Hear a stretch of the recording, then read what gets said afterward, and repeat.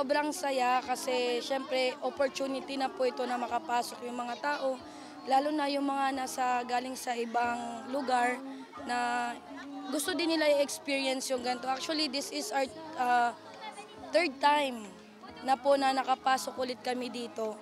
So, sobrang thankful din kami kay BBM kasi binuksan niya ulit ito. Actually, sobrang saya din kasi parang sa loob namin, ramdam din namin na parang sobrang blessed din kami kasi para bang naibigay din namin yung part namin sa kanila, lalo na sa mga tao. Kaya yun po, at saka nakatikim na sila ng puto bongbong at saka bibingka for free na walang babayaran. Give love, give love.